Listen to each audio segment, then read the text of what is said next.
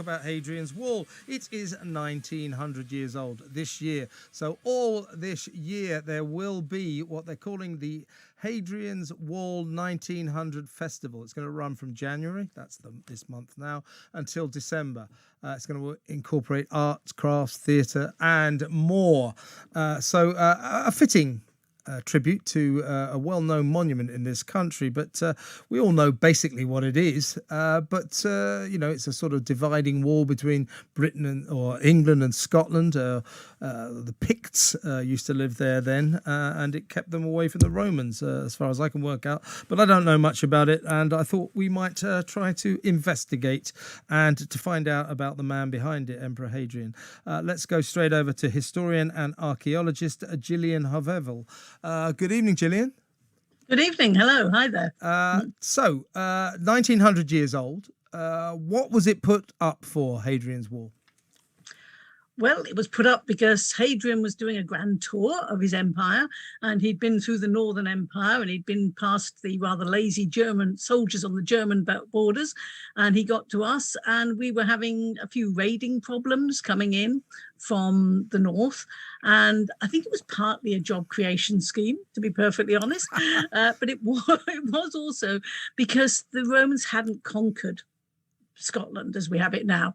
They just couldn't do it. They tried, they pushed north, they then retreated back, and I think they just drew a line. So was it these Scots again demanding their own independence? Well, they certainly weren't having anything of the Romans. That was for sure. They just didn't think the same way as the Romans. The Romans actually wrote, they don't want all the civilization that we're offering them. It's a jolly good excuse not to have actually conquered them, because they didn't want the nice baths and the comfy life. That was what they claimed. But in reality, they just couldn't do the guerrilla warfare. They couldn't cope with it. They liked nice battle lines, real battles, and they didn't do that. The Picts operated on a guerrilla basis.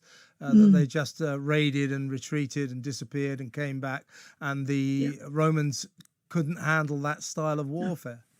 No, they liked to be ranged in their battle lines, and they certainly couldn't do ambushes and this hit and then run back and then come back again. Just when the Romans thought they were pursuing them, suddenly they found that they were ambushed, and they just weren't prepared for it. They just couldn't do it, and then they would disappear into the mountains and the Romans couldn't find them. So these Picts then were impressive people. They were very impressive people. Not many people kept the Romans at bay, did they? No. Tell us a little, I want to get onto Hadrian in a minute, but tell us a little bit about the Picts. What kind of people were they then? Yeah, well, sadly, of course, they didn't write history. The Romans wrote it. So we have mostly the Romans' point of view, which is obviously going to be a tad one-sided. But what we do know is they called them the Picti because they were painted, they were tattooed, they're heavily tattooed. We think that probably they weren't charging down naked as the Romans claimed they were a great deal of the time, but certainly not in Scotland. But they just called them the Picti because they didn't care who they thought they were, just like they called us Britannia, because we were the lump of the island, and they didn't care which tribe we belonged to. So the Picti were lots of different tribes, lots of different groups. So to get back to the crux of our conversation, that Hadrian's Wall, it was built almost cosmetically to make Emperor Hadrian's visit more amenable. Well, no, he ordered it to be made. He'd arrived and there was no wall. So he came and then he ordered that it be built. And it was a huge statement for the Roman Empire, because if you're on the other side of it, it was pretty imposing. And it certainly drew. So, yeah, I mean, at points it looks quite low now. Was it higher in its original form? Yes, it was much higher. It was, they thought it was 15 feet high and 10 foot wide. But that got narrowed down just to show that time doesn't change humanity and our own ways. Instead of 10 foot wide, they narrowed it down to 8 foot wide. Whether that was materials or funds, we don't know, or just the job was going too slowly. But you can actually see in places where the base of it is wider, and then it gets narrower. So they had to cut their costs. How long did it take them to build, Gillian? 6 years, which, given that it was by manpower alone, is remarkable. It's 70-something miles, nearly 80 miles. and it's all done by hand. Yeah, I mean, so that must have required many, many thousands of workers. The latest estimate I've seen is about 15,000, which is, they're saying that there were that many soldiers. Would they have all been soldiers or slaves working on it, or what? Yeah, we think that a lot of them were soldiers, because the soldiers used to turn up and build camps and forts. And the soldiers weren't just soldiers, they all had a craft or a skill. So some were the stonemasons, some were the metal workers, some were used to building things, others were used to maintaining buildings or making equipment. So they all had the skills. Each legion would have the skills to build a wall. They could build a fort in stone, so they could do that, but they would have pulled in the auxiliaries, which are the other sort of foreign groups which are incorporated into the Roman army, and they may well have used a few local people, but they didn't bother to mention that often.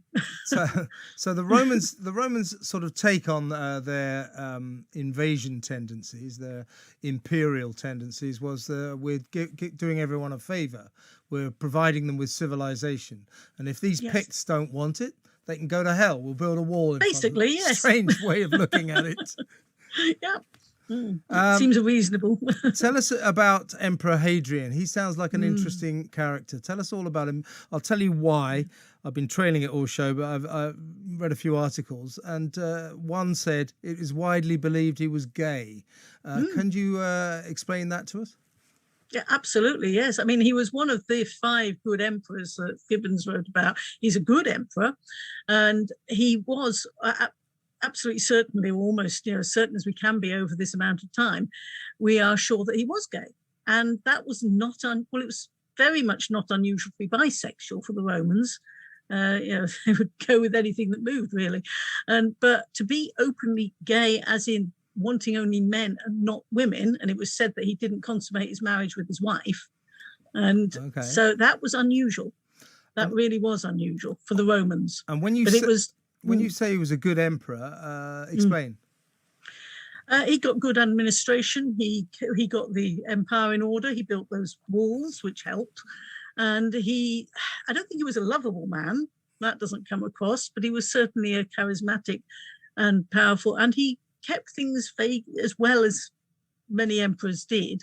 It's a thankless job, I think, but he was one of the better ones compared with some of the thugs that we've had before him.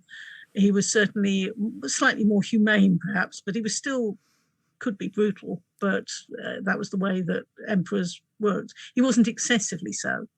So, I mean, the famous story in 55 BC was that Julius Caesar's troops turned up, took one look at this unruly, scary rabble of British people and thought better of it.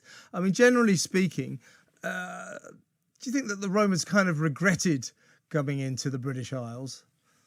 No, well, it depends which generation you asked, probably.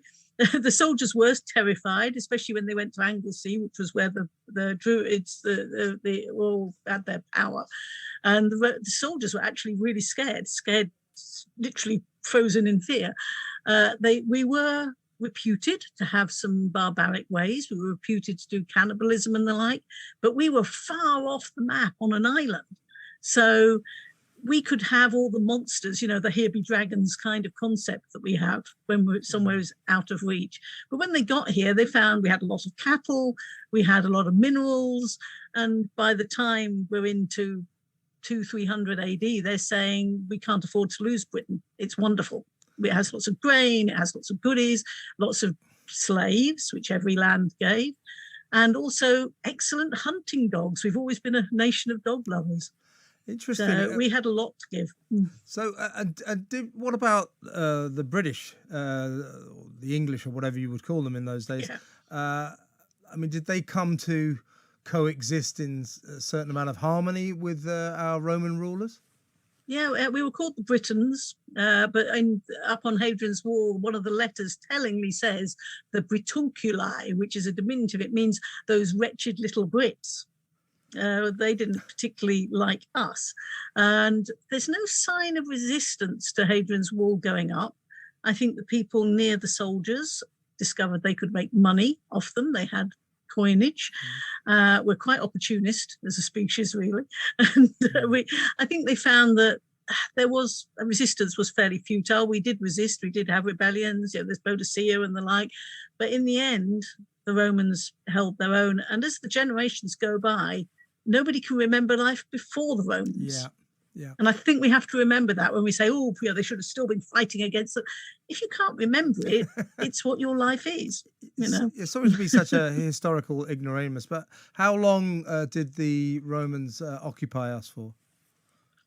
Well, they, although Julius Caesar came in 55 BC, it was Claudius who took us in 43 AD, nearly 100 years later.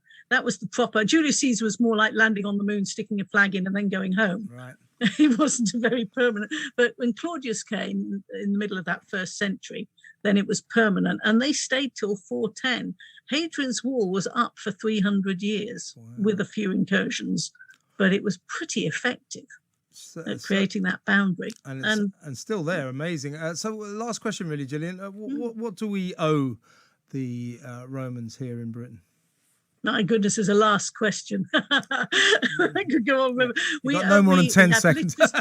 Yeah, exactly. Literacy, cities. Cities is the big thing. We didn't have cities before that, and urban living and literacy and connection with Europe. I'm not trying to be awkward there. But it changed the way that we existed for sure. And yes, we forgot it all when the Romans left, but the basis is there. And we acquired a great deal from them. Extraordinary story. Thank you so much for providing it to us. Thank you, Gillian. That's Gillian Hovell. She's a historian archaeologist on the extraordinary story of the gay emperor Hadrian and his wall. 1900 years old this year. Your calls when we come back, 0344 49